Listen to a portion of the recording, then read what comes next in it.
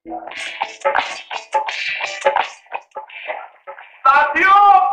मैंने कब्र खोदने वालों का अधिवेशन इसलिए बुलाया है कि बदले हुए हालात में हम कब्र खोदने वाले अपने हालात के नजर डालें। हम कब्र खोदते हैं, कोई आसान काम नहीं है। हम जमाने का सबसे कठिन काम करते हैं, सबसे मेहनत वाला काम करते हैं और सबसे जरूरी काम करते हैं। सदियों से हमारी हालत में किसी ने गौर नहीं किया। दुनिया में न जाने कितनी सरकारें आई, न जाने कितनी गई, लेकिन हम वैसे के वैसे हैं। तो आज समय है अपने ताकत को पहचानने का, अपने काम की वाजिब कीमत वसूलने का। ये जो हमारे साथ नौजवान बैठे हैं, इन्होंने दुनिया में घूम घूम करके पढ़ाई की है, बिजनेस मैनेजमेंट का कोर्स किया है, MBA किया है और हाई स्कूल भी किया है। हाई स्कूल पहले होता है। लो, इन्होंने हाई स्कूल MBA से पहले कर लिया। तो दोस्तों, मैं ये कहना चाहता हूं कि जो हम कब्र न खोदे तो कोई भी मिनिस्टर दफन नहीं होगा, कोई भी मिल मालिक दफन नहीं होगा। और ये ना सोचें कि कब्र खोदना सिर्फ गड्ढा भर खोदना है, बल्कि ये कला है, तकनीक है। और इन श्रीमान जी ने हम कब्र खोदने वालों पे रिसर्च भी की है और ये निचोड़ निकाला है, कब्र खोदने वालों के पास सबसे ज्यादा पैसा होना चाहिए, लेकिन हम क्या गरीब। कब्र खोदने वालों का स्थान समाज में सबसे ऊपर होना चाहिए, हम क्या पिछड़े। तो श्रीमान जी से निवेदन करूंगा कि अपने जो आपने हुनर सीखा है उसका लाभ हम सबको पहुंचाएं। हम तालियों के साथ इनका स्वागत करें।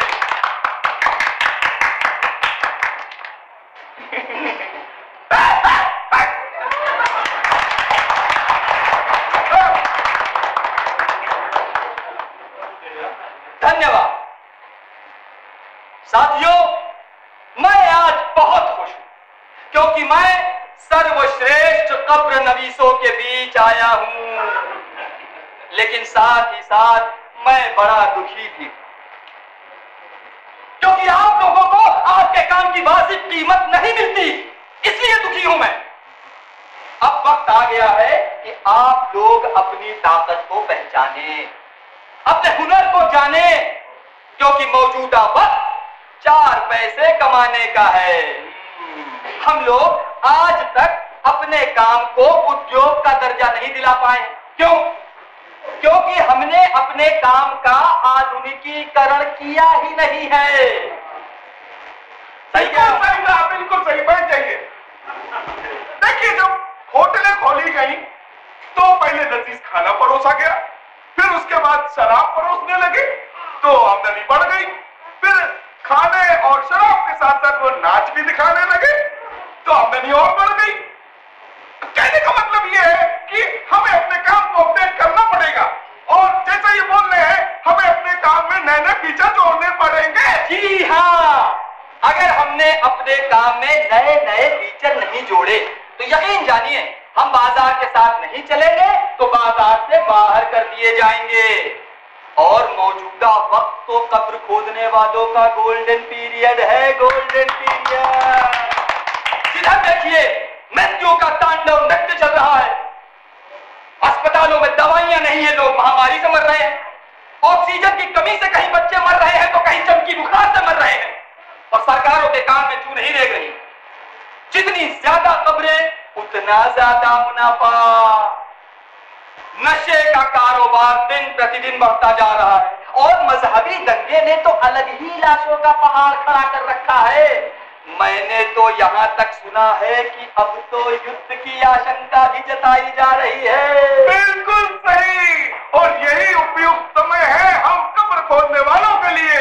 अब हम कब्र खोदने वाले अपनी कंपनी लॉन्च करेंगे और लेंगे बैंक से करोड़ों का लोन। लेके भागेंगे? अरे नहीं, अरे नहीं, हम कोई नीरव माल्या नहीं है।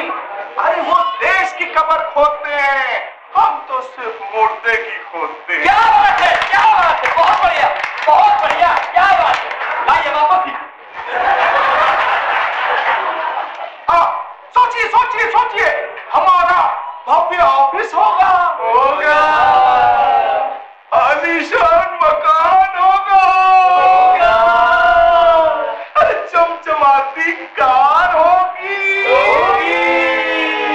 और हम सरकार से औद्योगिक क्षेत्र में सैकड़ों एकड़ जमीन की मांग करेंगे, और शुरू होगा पहली बार कब्रिस्तान का निजीकरण। और आप लोगों की कब्रिस्तान कंपनियों के नाम होंगे एवरग्रीन कब्रिस्तान प्राइवेट लिमिटेड, महकता कब्रिस्तान, तो परफेक्ट कब्र उद्योग। और अगर मौत के आंकड़े इसी तरह बढ़ते रहे तो हम कब्रों की कालाबाजारी भी कर सकते हैं। और हमारे पास होगा टोल फ्री नंबर, और जैसे ही कोई कस्टमर उस टोल फ्री नंबर पे कॉल करेगा तो उसे आवाज सुनाई देगी। और टोल फ्री नंबर होने के साथ साथ सोचिए आप लोगों की कंपनियों के विज्ञापन आएंगे टीवी पर कुछ इस तरह। भाई और बहन, पूरे जिंदगी आपने शान से गुजारी, लेकिन अभी तक आपने परफेक्ट कब्रिस्तान में कब्र बुक नहीं कराई। याद रखिए, जन्नत जाने का रास्ता परफेक्ट कब्रिस्तान की कब्र से होके गुजरता है। हाय हाय हाय, क्योंकि मैं भी वहीं दफन हुआ। हाय हाय हाय, याद रखिए, हर बार कोई नहीं मरता, उसका मरना बेकार है जो परफेक्ट कब्रिस्तान में दफन नहीं हुआ। हाय हाय हाय, मौत की दुनिया का चमकता सितारा। हाय हाय हाय, परफेक्ट कब्रिस्तान। हाय हाय हाय,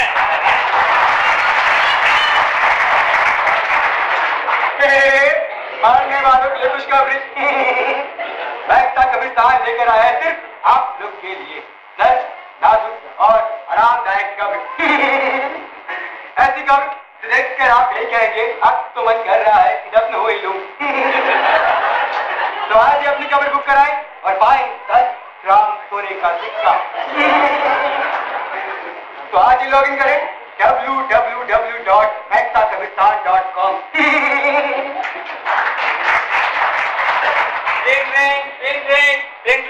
हेलो हेलो मियादाद भाई, मैं इमरान बोल रहा हूँ, कैसे हैं आप? इंशाअल्लाह हमारे लड़के अच्छा खेले। कैसे हैं आप? अरे मैं क्रिकेट की बात नहीं कर रहा हूँ, आपसे एक मशवरा लेना है। हाँ हाँ पूछिए, अगर आपके किसी काम आ सका तो अपने आप को खुशकिस्मत समझूंगा।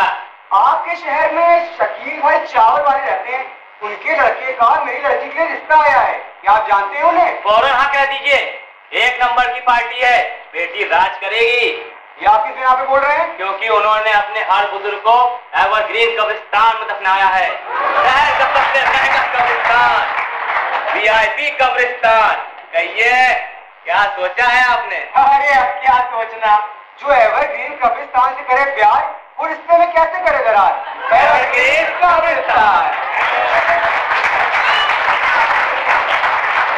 साथियों, हमें अपने काम की जम करके एडवर्टाइजिंग करानी होगी, और हम अपना खूब एडवर्टाइज करेंगे, क्योंकि जमाना सोमाजी का है। अरे क्रिकेट मैच होगा तो स्पॉन्सर हम होंगे, और साल में एक बार मुशायरा और कवि सम्मेलन कराएंगे, और एक बार करवाएंगे फिल्म स्टार नाइट। हर प्रोग्राम में हमारे बड़े बड़े होर्डिंग लगेंगे, और हम बाजार से बड़े बड़े इन्वेस्टर्स को आमंत्रित करेंगे।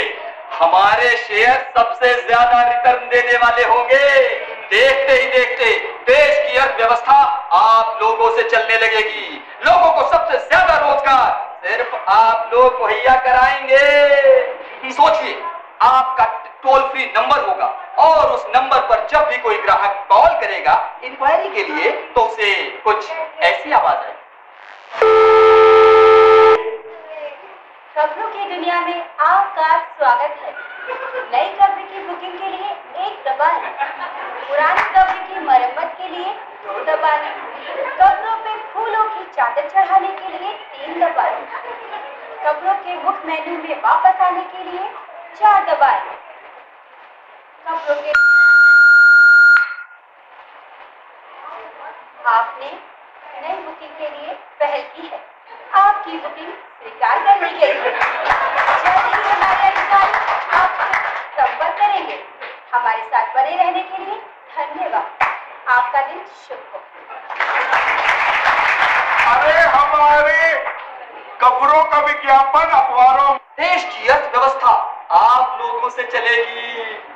और तो और आपका एक बड़ा आलीशान भव्य ऑफिस होगा। और सोचिए जरा कि जब भी कोई क्लाइंट आपके ऑफिस में कदम रखेगा तो उसका स्वागत करेगी एक खूबसूरत सी बाला, कुछ ऐसे।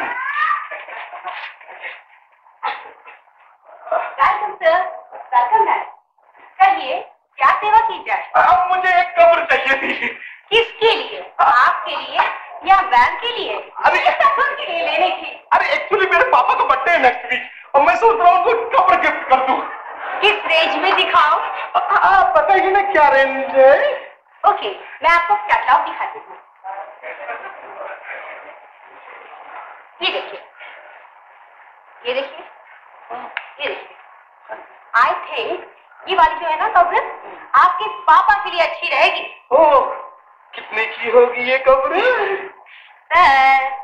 सस्ती है। ओके, फिर भी मैं अपने कानों से रेट सुनना चाहता हूँ, कितने की होगी? Sir, 30,000 plus GST 18%। 30,000 रुपए की इतनी महंगी कब्र?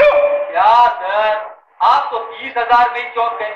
अरे हमारे पास तो 2.5 लाख तक की कब्रें भी हैं। क्या कह रहे हैं, 2.5 लाख की कब्रें होती हैं? अरे हमें इतनी महंगी नहीं चाहिए। वो तो इनको शौक हुआ कि पापा का बर्थडे है तो कब्र गिफ्ट करते हैं, वो खुश हो जाएंगे, इसीलिए ले रहे हैं। वरना मेरे को तो अच्छे से पता है कि फालतू पड़ी रहेगी, कोई यूज वूज होना नहीं है उसका। चुप रहा करो यार, कभी तो चुप रहा करो। बहुत चुप रह ली, अब बहुत नहीं करने वाली हूँ।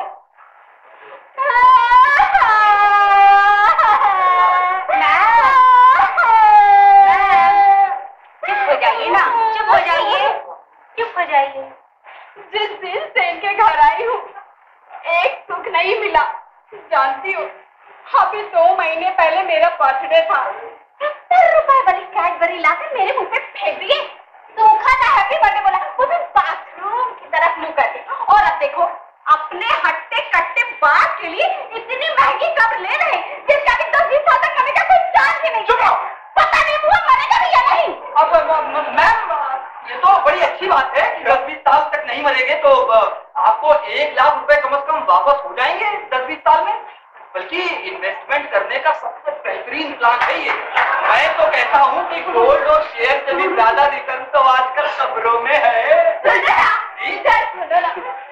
एक कब्र मेरे पापा के लिए भी ले लो ना। चालू कर दी तुमने बकवास, चालू कर दी बकवास। अच्छा, अपने पापा के लिए लोगे तो गिफ्ट हो गई और मेरे पापा के लिए बकवास, यानी तुम्हारे पापा पापा है, मेरे पापा पप्पू। अरे कितना बोलती हो, चुप भी रहा करो। अरे यार, जो हम काम करने हैं पहले वो करेंगे ना।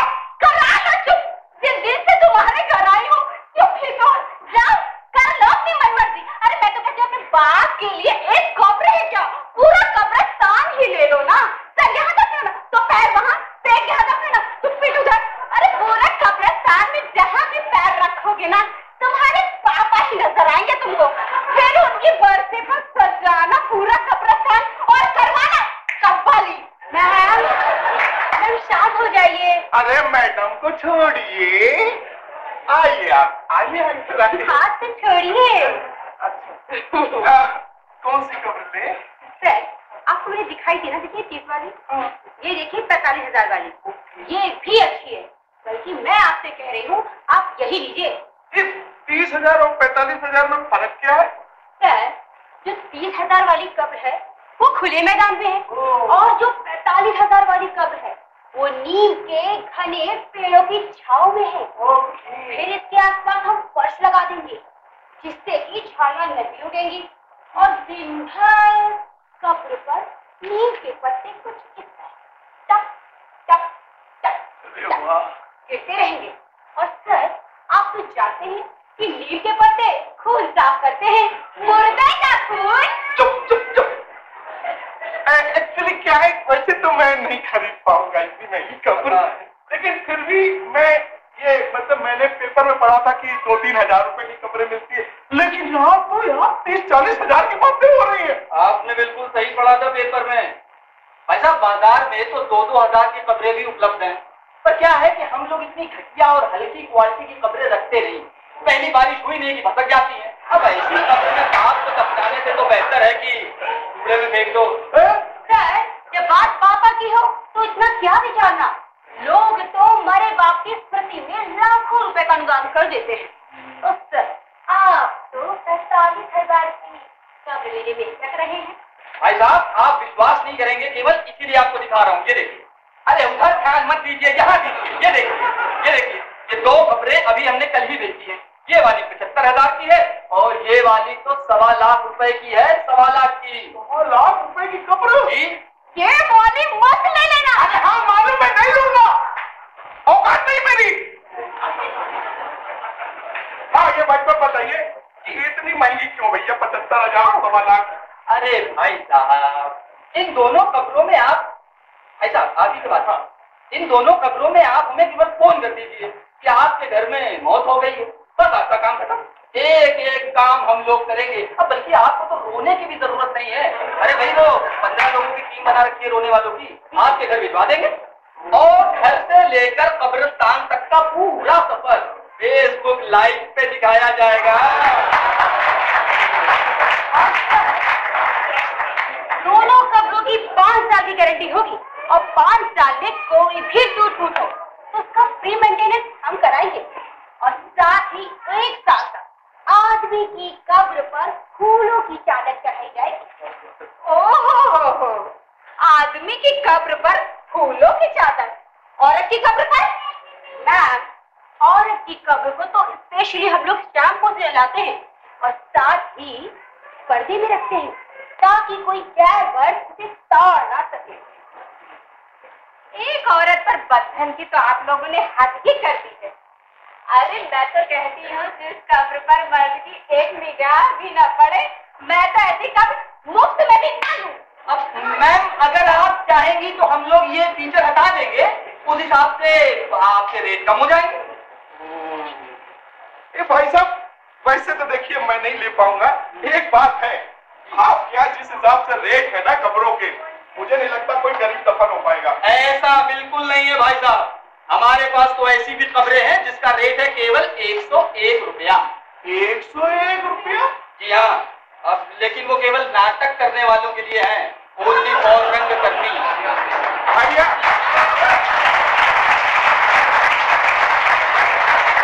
भाई उनको इतनी रियायत क्यों? अरे उन बेचारों के पास बचता ही क्या है भाई, उनका आधा पैसा तो ये मर्चेंट चेंबर हॉल वाले ले लेते हैं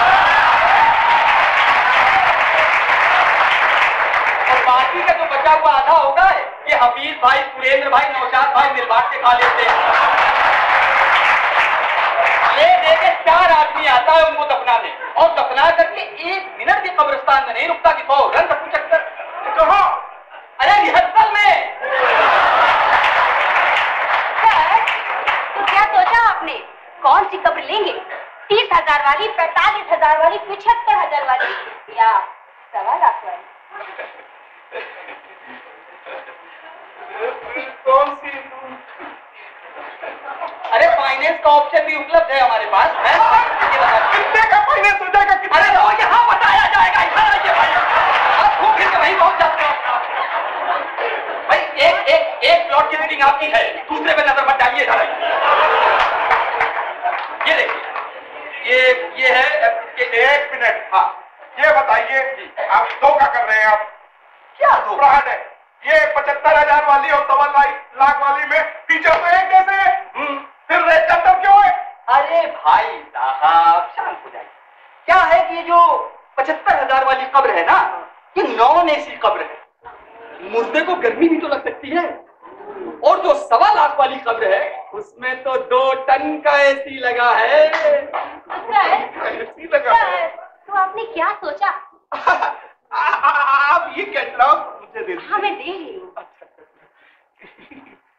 ये मुझे दे दीजिए और मैं 1-2 दिन में आपको बताता हूँ। हाँ बिल्कुल, 2-4 लोगों से तो राय मशविरा आप कर ही लीजिए, आपके लिए तो जरूरी भी लगता है।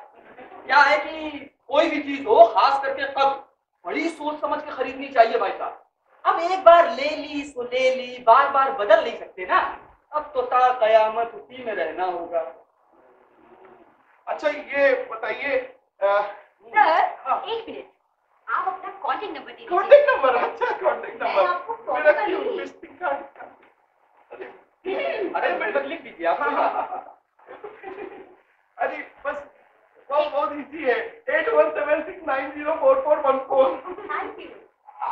इनके व्हाट्सएप भी है। एक चीज बताइए कि ये कपड़े आरामदायक तो रहेंगी ना? उसकी तो बिल्कुल फिक्र मत कीजिए भाई साहब आप, उसकी तो गारंटी है हमारी भाई। बल्कि मैं तो कहता हूँ कि आप खुद कब्र में लेट के देख लीजिए। क्या कह रहे हैं?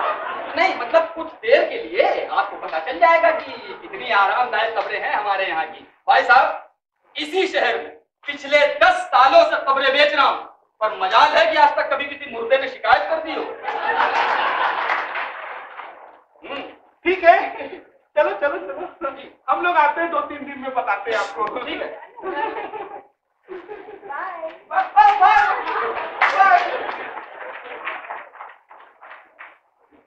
सुनो, हाँ सर। इन लोगों को 1.25 लाख वाली कब्र के लिए बताओ। सर वो तो एसी वाली कब्र है और हम लोग के पास तो एसी ही नहीं है। अरे एसी नहीं है तो बिना एसी लगाए दे देंगे भाई। ये कौन सा अंदर बैठ के चेक करने वाले एसी लगा है कि नहीं लगा। ये जो इंसान नाम का प्राणी होता है ना, बड़ा अजीब होता है। एक बार अपने बुजुर्गों को कब्रिस्तान में दफना दे, फिर पलट के उनकी तरफ नहीं देखता। क्या बात है सर?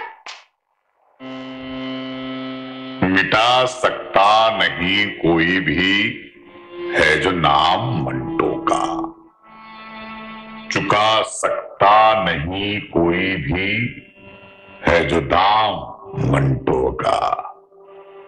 पियो जी बेतहाशा तुम, ये खाली हो नहीं सकता, भरा हरदम ही मिलता सबको है जो जाम मंटो का।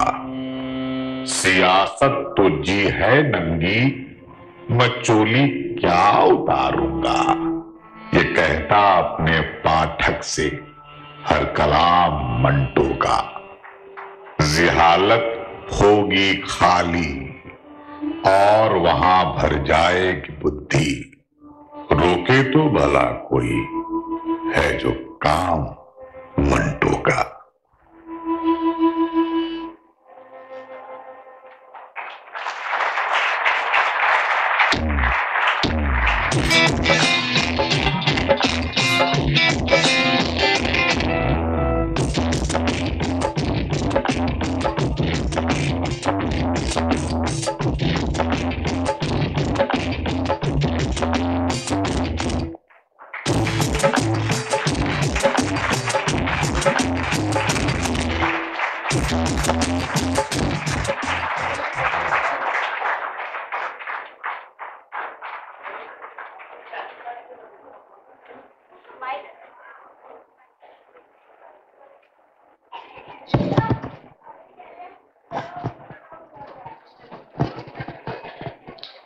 और इससे पहले कि हम इस नाटक के पात्रों से आपका परिचय कराएं, हम धन्यवाद देना चाहते हैं उन्हें जिनके द्वारा आज हम ये नाटक आपके समक्ष प्रस्तुत कर पाए, जिनके द्वारा हमने संसाधन जुटाए, साधन जुटाए।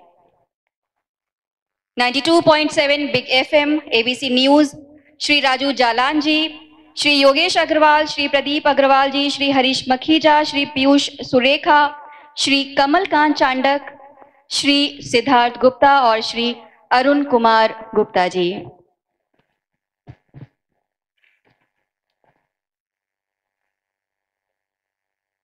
हम आप सभी को तहे दिल से शुक्रिया अदा करना चाहते हैं कि समय समय पर आपका सहयोग हमें निरंतर मिलता रहता है और आशा करती हूं कि आगे भी आपका सहयोग हमें ऐसे ही मिलता रहेगा। और अब मैं आप सभी को रूबरू कराती हूं निर्माता, निर्देशक और अभिनेता सिड अली साहब और उनके साथ आई हैं अभिनेत्री रुचि गुप्ता जी। आप प्रयागराज से हमारे पास प्यार और दुआओं का संगम लेकर यहां पधारे हैं।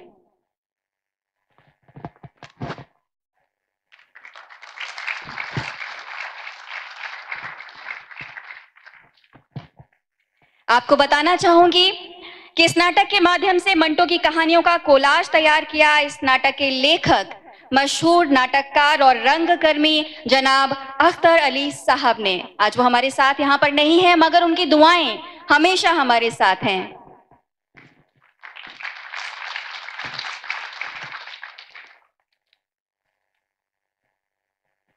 और अब चलते हैं नाटक के पात्रों की तरफ। नाटक में नटखट नट बने थे सौरभ श्रीवास्तव, असर कानपुरी।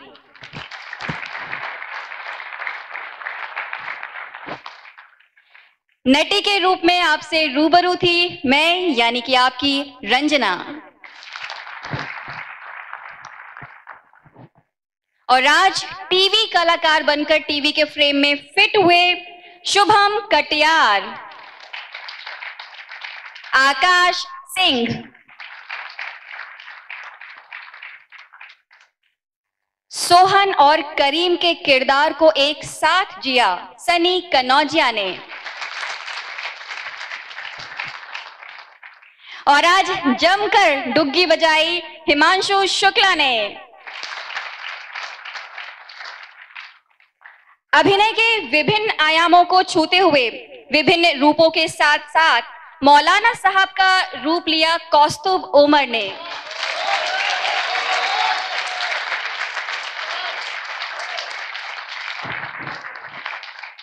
और अब उनका नाम, जिन्होंने रंगमंच की दुनिया में अपना पहला कदम रखा है और बहुत जोरदार रखा है, अमन निगम। इन्हें आपने देखा मुख्तार के किरदार में। साथ ही शारदा के साथ साथ और भी कई सारे पात्रों को जीवंत किया इस मंच पर अपर्णा सिंह ने।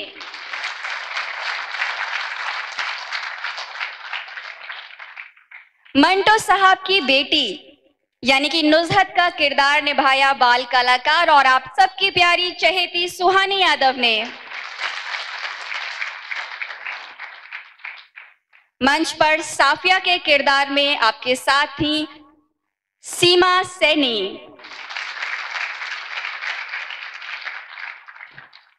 इस नाटक के मुख्य सूत्रधार जनाब सादत हसन मंटो साहब को अपने अभिनय से इस मंच पर जीवित किया सुमित सरकार ने।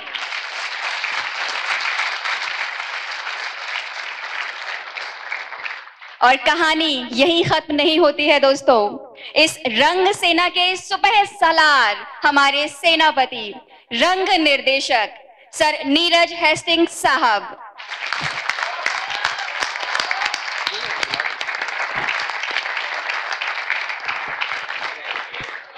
सर आपको स्टेज पर आना है, सर आपको मंच पर आना है।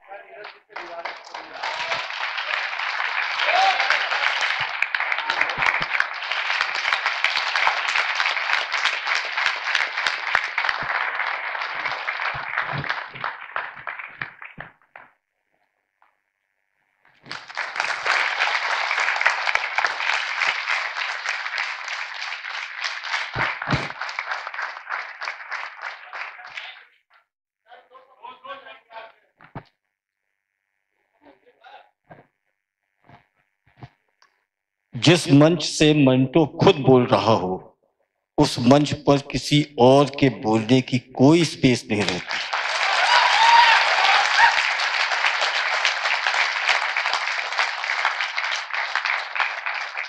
आप सभी लोगों से गुजारिश है कि आज आपका परिचय मंटो से हुआ। मंटो को पढ़िए, मंटो को समझिए, मंटो को जानिए और अपने अंदर मंटोइयत पैदा कीजिए।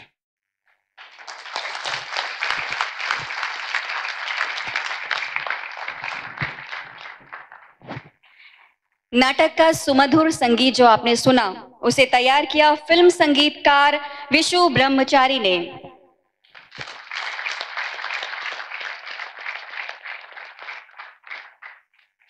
विशु दादा भी आज हमारे साथ यहाँ पर नहीं है, वो अपनी अगली फिल्म की तैयारी कर रहे हैं, मुंबई में हैं। इसके साथ ही पार्श्व में आपने एक बैकग्राउंड में बड़ी शानदार आवाज सुनी, उसे आवाज दी थी शशि वर्मा जी ने। आप कई फिल्मों के चरित्र अभिनेता हैं और अब बहुत ही खुशी की बात है कि निर्माता और निर्देशक भी बन चुके हैं।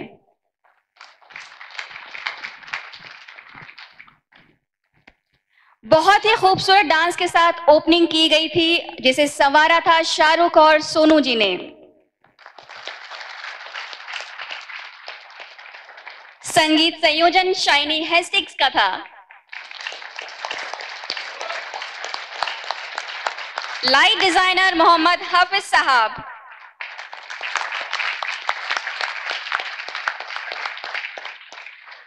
लाइट और साउंड की व्यवस्था श्री सुरेंद्र श्रीवास्तव जी।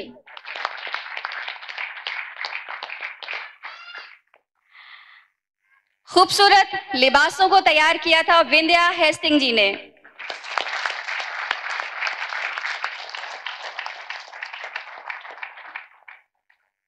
और आज हम सबके मुस्कुराते चेहरों को संवारा हेमंत जी ने।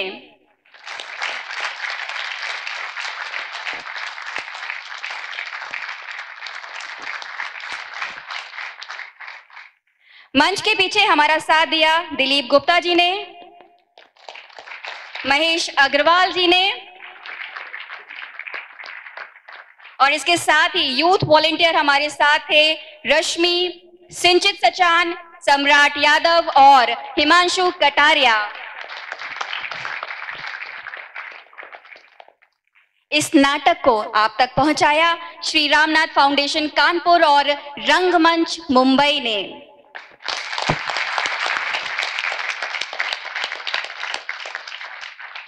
और अब आप सभी रंग प्रेमियों को हमारा नमन। शुक्रिया कानपुर।